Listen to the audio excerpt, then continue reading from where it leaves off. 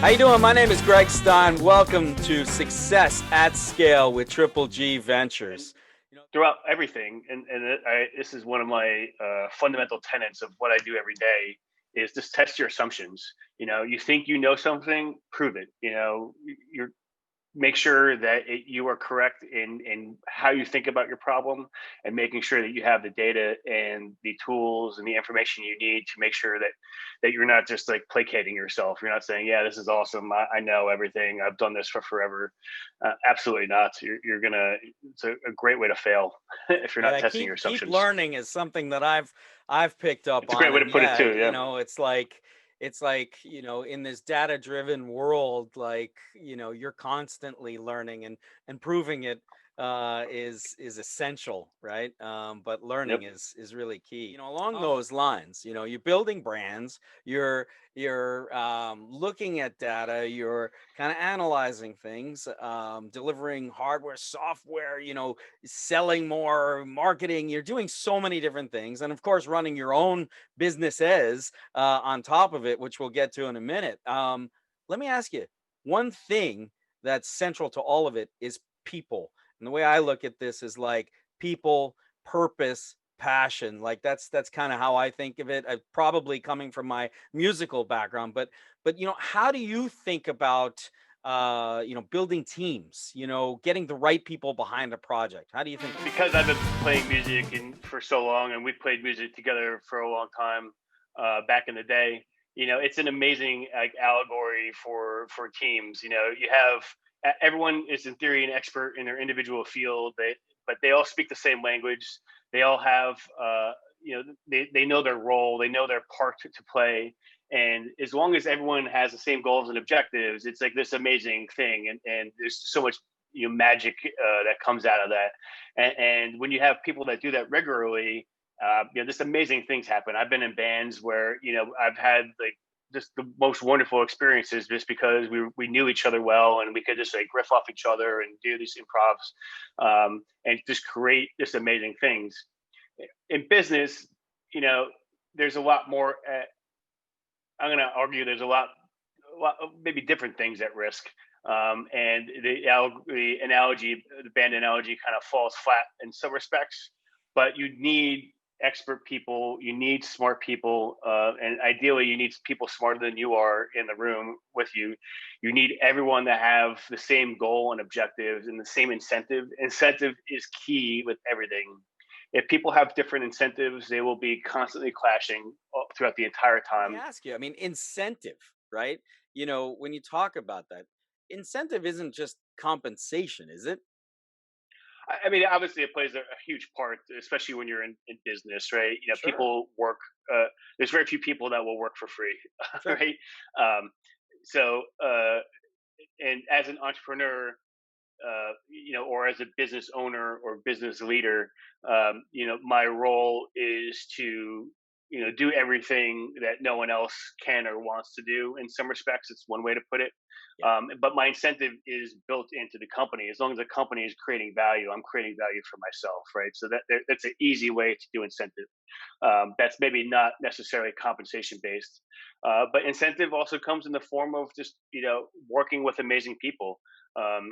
I would give my left arm sometimes to just have like the most amazing team, because I know I'd have an amazing experience from that. Yeah.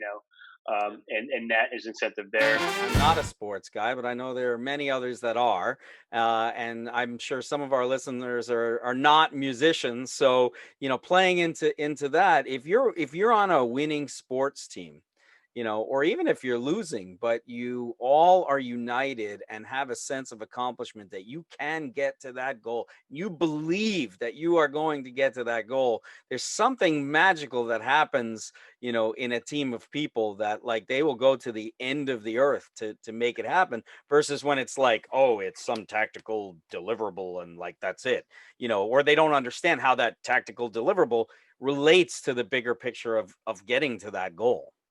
Absolutely, man. Even regardless of the outcome, forgetting like whatever you're doing, just to have a group of people that are of the same mind and are of the same goal and respect everyone, they're good at what they do. I mean, that is invaluable, and you can't necessarily create that. You have to get lucky sometimes, and just knowing the right people.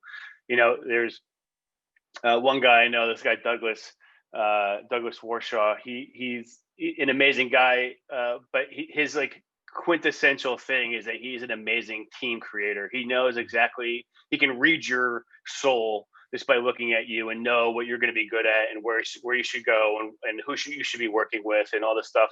And I talk to him all the time. I was like, what would you consider in this situation? What does this situation need? What team member does this team need right now?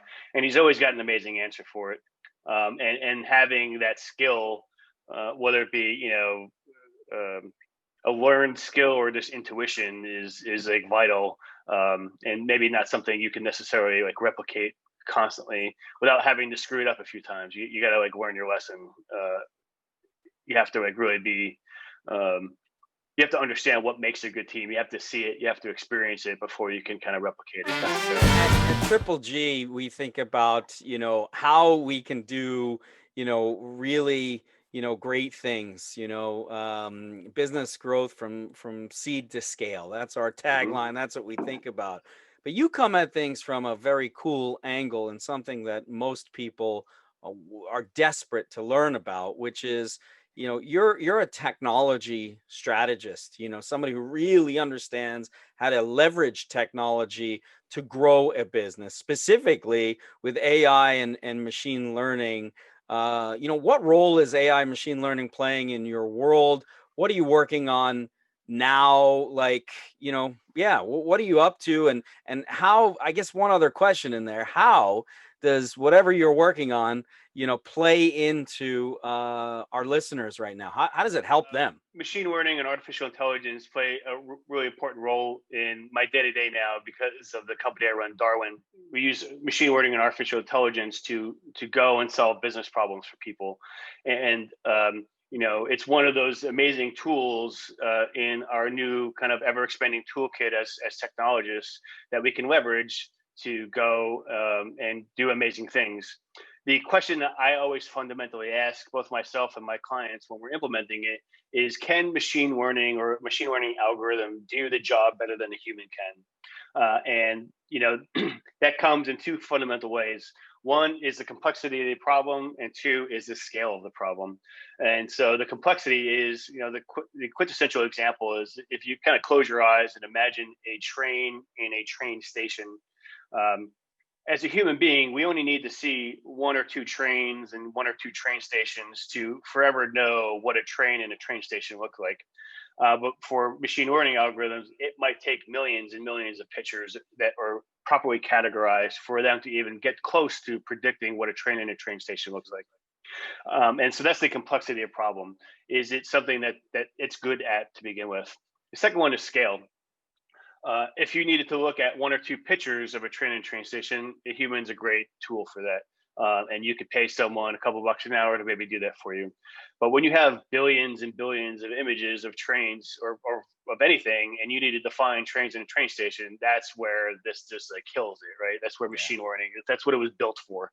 And so those are the kinds of problems that, those are the things that I kind of use to evaluate, whether or not machine learning is a good tool for this, because that's what it is. Sometimes it's not the silver bullet solution, it's a tool in our toolkit. And so how that applies, especially with what we're doing with DAR.WIN, is that we're just dealing with things that are at scale, no human being could ever possibly consider. And really, when it comes down to personalizing experiences on the web, and specifically in online retail, right now, even, there's the armies of people that are going and doing A/B testing and analysis on and crunching data and looking at the results of this, that, and the other thing. And it works, but it takes all of this time, it takes all of this energy, and it's only useful when, perhaps sometime in the future, you're able to replicate all of these different data points, and then poof, you're able to take advantage of this thing. But maybe it's also at the cost of ignoring something else. Whereas with machine learning, you can actually be doing all of this stuff in real time without any manual intervention. And that allows us to then go and say, hey, we're going to actually take they take this and bring it to the next level because we have the opportunity to do so at this scale. So rewind. So Darwin, what you're saying is Darwin really is helping people, or companies, e-commerce companies, personalize experiences for their users. A visitor comes to a website, they see typically a static page, but now this is kind of predicting the right kind of content that should be fed to them at the right time. Is that right? Did I get that right? Exactly. Yep, that's perfect. And it comes down to what does someone want to see? The example that we use is, imagine you're an outdoor retailer like REI. Right. Or maybe even you go to we're musicians, right? You're a drummer, I'm a guitar player. We have different needs and wants when we go buy stuff online. And so, if you get sold, if you see a bunch of guitar stuff in the homepage, it's completely irrelevant to you. And if I see a bunch of drum stuff, like it doesn't click.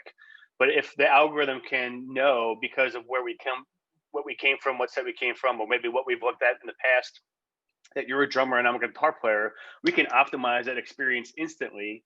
And now we're able to show the content at the right time to make an impact on sales and the bottom line, increase conversions, and really make a better shopping experience. Because at this point, everyone is like this, forced into clicking around or searching for things, and you really need to know what you want before you can actually go and buy it.